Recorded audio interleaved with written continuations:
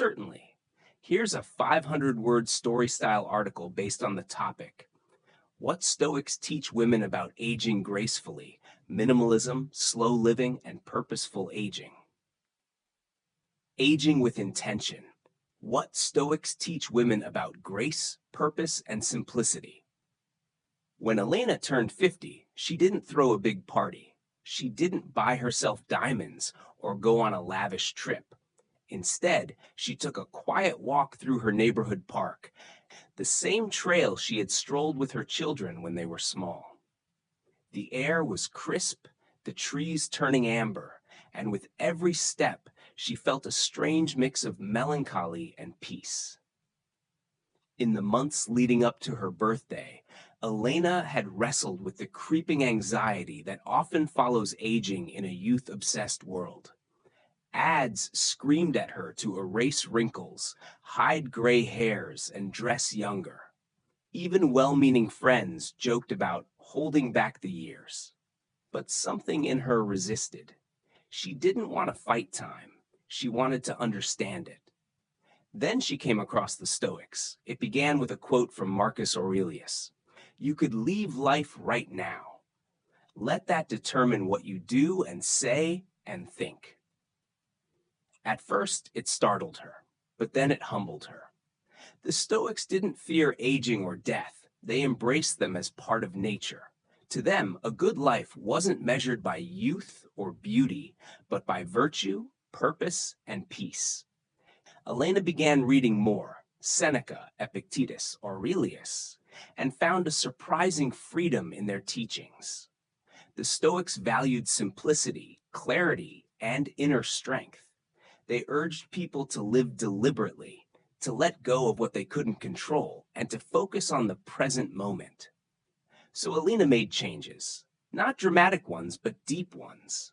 She decluttered her home, keeping only what she loved or truly needed. Her closet became smaller, her kitchen quieter. She started rising early, not to squeeze more into her day, but to witness her day.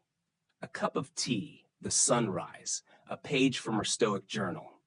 She traded multitasking for slowness, appearances for authenticity. And as her outer world simplified, her inner world expanded. She no longer felt ashamed of her age. Her wrinkles were stories, her silver hair a soft crown. She stopped comparing herself to younger women and instead mentored them. She no longer chased relevance. She embodied wisdom. People noticed. "You seem different," her daughter said one evening. "More grounded." Elena smiled. She was. Aging, she realized, wasn't a decline. It was an arrival, a moment to come home to herself. The Stoics didn't promise happiness. They promised resilience. And for Elena, that was more valuable. She no longer feared the future or mourned the past. She was here, now, doing what she could with what she had. She didn't need to be young again. She needed to be awake. And she was. In a culture that tells women to resist time, Elena chose to walk with it. Gracefully, intentionally, with less noise and more meaning. That was the gift of Stoicism. Not a way to escape aging, but a way to honor it. Would you like a short voiceover sample from this story? Let me know which 2 sentences you'd like voiced, and choose from alloy, echo, fable, onyx, nova, or shimmer. Certainly. Here's a 500-word continuation of the story, deepening Elena's journey and exploring how Stoicism, minimalism, and slow living shaped her relationships and sense of purpose. Elena's embrace of slow, purposeful aging began to ripple outward in quiet but powerful ways. At first, it was subtle, how she no longer rushed through conversations, how she asked questions and actually waited for the answers. She made more time for solitude, but also for connection. Her relationships, once strained by busy schedules and emotional distance, began to soften and strengthen. She reached out to old friends not with guilt or obligation, but with genuine curiosity. She called her sister, with whom she had shared a complicated past and asked to meet for coffee. They talked for 3 hours, not about fixing the past, but about understanding it. Elena had learned from the Stoics not to cling to resentment or regret.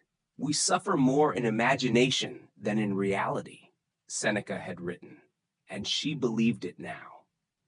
Forgiveness, she realized, was part of graceful aging too. Her days became slower, but richer. She started a garden, not for Instagram, but for the quiet rhythm it brought. She found joy in growing tomatoes, watching bees visit her lavender bushes, and feeling the earth under her fingernails. These small acts done mindfully became her daily meditations. She wrote reflections in a simple leather-bound journal. One morning she wrote, "Aging is not decay, it is refinement." Her minimalist lifestyle continued to evolve. She kept only the objects that served a purpose or sparked meaning. Her living room, once crowded with trinkets and trends, became a calming space filled with light, a few beloved books, and a well-worn chair by the window. She had let go of things that once distracted her from herself. In their place was silence, and she no longer feared it. It became her teacher. More and more, younger women began to ask her for advice, not on how to look younger, but how to feel older without fear. Elena always pointed them inward. Live by your values, she'd say, not by someone else's timeline. She hosted a small monthly gathering in her home where women of all ages came together to talk about purpose, transitions, grief, creativity, and joy. There was no judgment, no competition, just shared wisdom. They called it the stillness circle. Aging gracefully, Elena had learned, wasn't about holding on to youth. It was about releasing everything that kept you from your truest self. The Stoics had given her more than philosophy. They had given her a map for this phase of life. Be present. Accept change. Do good. Let go. One evening, watching the sun dip below the horizon, Elena felt a quiet gratitude. Not for the things she had gained, but for the things she had released. Anxiety, approval, the need to be more. She was enough. She wasn't chasing time. She was walking with it, at her own pace, with purpose in her step and grace in her heart. Would you like me to turn part of this section into a voiceover sample? Just pick 2 sentences and choose your preferred voice. Alloy, affable, onyx, nova, or shimmer. Absolutely. Here's a 200-word concluding paragraph that adds a final layer of reflection and meaning to Elena's journey. As the seasons changed, so did Elena, but now she welcomed it. Autumn no longer reminded her of endings, but of the beauty in transformation. The Stoics had taught her that aging was not something to dread, but to prepare for, to meet with clarity and strength, not denial. She no longer feared becoming invisible, paced because she had made peace with being seen by the people and pursuits that truly mattered. Her identity wasn't tied to roles or accomplishments, but to the values she lived by each day. Presence, compassion, simplicity. In slowing down, she had finally caught up with herself. She wasn't trying to reverse time. She was learning how to honor it. And as the younger women in her circle leaned into her wisdom, Elena realized she had become what she once sought, a woman living fully, gracefully, and with purpose. Her life wasn't loud, but it was deeply felt.